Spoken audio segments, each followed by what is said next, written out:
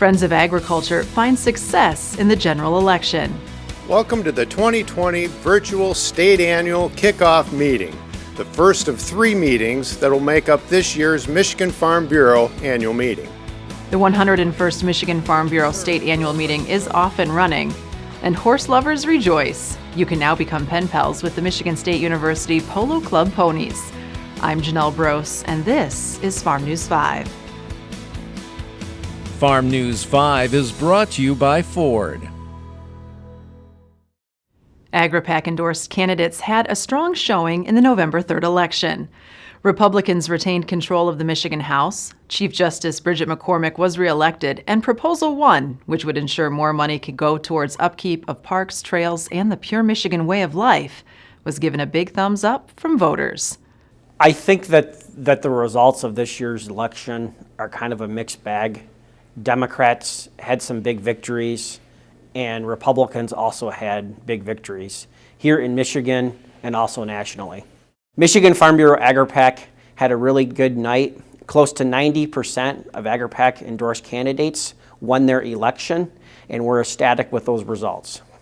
I think the close results in this election proves that there truly is value in every single vote. Agriculture, Farm Bureau members need to get out on election day, and they need to vote in elections so agricultural's interest can be represented.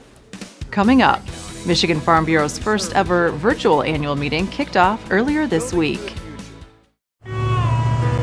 There's torque. Then there's 1,050 pound-feet of available best-in-class torque.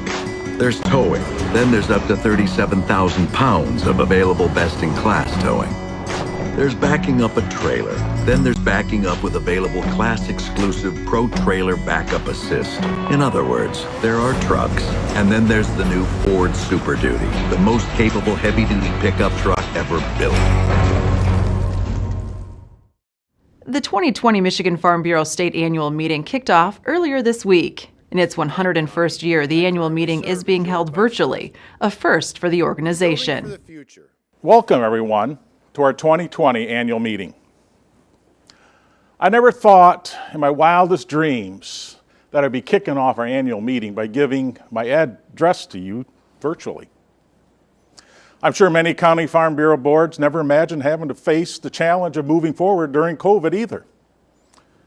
I'm proud of you for your creativity to successfully hold county annuals and other types of events. The day can't come quick enough when we can return to face-to-face discussions. This pandemic will pass, but until then, we will take all the necessary precautions to assure all of our members and employees are safe and comfortable. The theme of this year's meeting is Building for the Future, which seems very fitting with all that we've been through this year. Michigan Farm Bureau's most prestigious award, the Distinguished Service to Agriculture Award, was presented to Troy Bancroft, co-founder and CEO of AgroLiquid.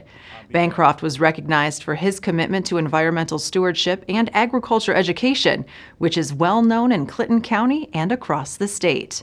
He is true to himself, his surroundings, and follows his inner voice that calls him selfishly to help, take action, or quietly lead through situations. Service to others is part of the fabric of Troy Bancroft. He continually looks to the future for success in the agriculture industry and is persistent to intentionally find unique ways to contribute to agriculture and to prosper the farmer. Hiawatha Land Farm Bureau leader Diane Hansen was recognized as the organization's 2020 Volunteer of the Year. Hansen is a tireless advocate for Upper Peninsula agriculture and known as a passionate motivator and articulate spokesperson for Michigan farm families. More than anything is we have to tell our story. We also have to find out what other things, not only just in the UP that's going on in agriculture, but through the whole state of Michigan. And to be on the Ag Commission, I was representing the UP plus the whole state of Michigan. But I think just to have that voice down in Lansing to say what agriculture is doing, after all, each one of us, if we tell our story and get that out. That helps everybody because, you know, we might have the same song, but we have different verses in that song. And I think agriculture is the same way. We all have agriculture right here, but there's different ways that we do it. If we're in a farmer's market, if we're a dairy, if we're potatoes, if we're beef, we all do things a little bit different, and I think we need to get that out. Up next, support the MSU Polo Club and meet their ponies. Planning for 2019 and beyond, Foster Swift's Ag Law team offers comprehensive legal counsel for farmers and businesses.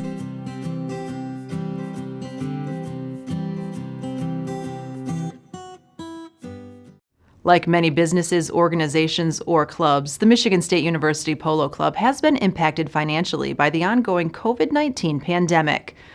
While intercollegiate polo play is still allowed in the 2020-2021 school year, Michigan State University students are not permitted to participate because fall semester classes shifted from in-person to online. Because 2/3 of the Polo Club would not be returning to East Lansing for classes, the club wouldn't collect yearly dues, which is their sole source of income. They simply lease space at their Mason, Michigan stables to local members in order to maintain the horses' care and provide them with light exercise. Our member dues in a regular year are structured to cover the cost of all of our ponies, farrier care, which is for their hoofs, the hay, the grain, the barn lease, because we do lease this facility. All that's structured to cover all of that. So without our members able to return, we don't have that income to pay those bills. I mean, ultimately we had to do something because we already had the hay, we already have the ponies. So it was important that we still came up with a plan to move forward to maintain our horses in our facility. In order to cover expenses, the club had to get creative to fundraise, and thus their Pony Pals monthly Pen Pal program was born. We have about 50 participants, and each one of those members will get a personalized letter from members of our club that write from the perspective of a pony. So they'll get a nice letter from the ponies, and we always send them a picture. Every month they'll get a photo of our pony. And we'll tell them things about polo, we'll tell them things about horses, and then if we get responses, we'll do like a whole thing responding to all their questions. So it's just a good way to inform the kids about horses, about polo, because polo is not something that a lot of people know a lot about. The club hopes the monthly letters serve as a bright spot for young people who may be learning remotely and could use a pick-me-up. Something to look forward to, something fun. A lot of youngsters love horses. They're just, I mean, who doesn't? So it's just something to get them excited, and even like excited about the sport of polo or wanting to try horseback riding later on. I know a lot of farms had to shut down, so it's sort of like a way for youngsters to still take part in the sport, even if it is in the most distant of ways. I love it. It is my favorite fundraiser we've ever done. It just brings me so much joy. I love going and checking my mail and getting a little letter. It makes me just so happy. So it's kind of like a mood booster for us too, because it's just, I don't know, it's just a fun little experience to get involved with kids and be like, hey, this is the sport that I love so much, and like, I want to teach you about it. If you are interested in signing your child up for the MSU Pony Pals program, visit the Polo Club's Facebook or Instagram page to learn more. The cost is $20 for the spring semester, and Pony Pal members will receive a letter each month from January through April. For more news and video, visit MichiganFarmNews.com or the Michigan Farm Bureau channel on YouTube. With Farm News 5, I'm Janelle Brose. Have a great week of farming.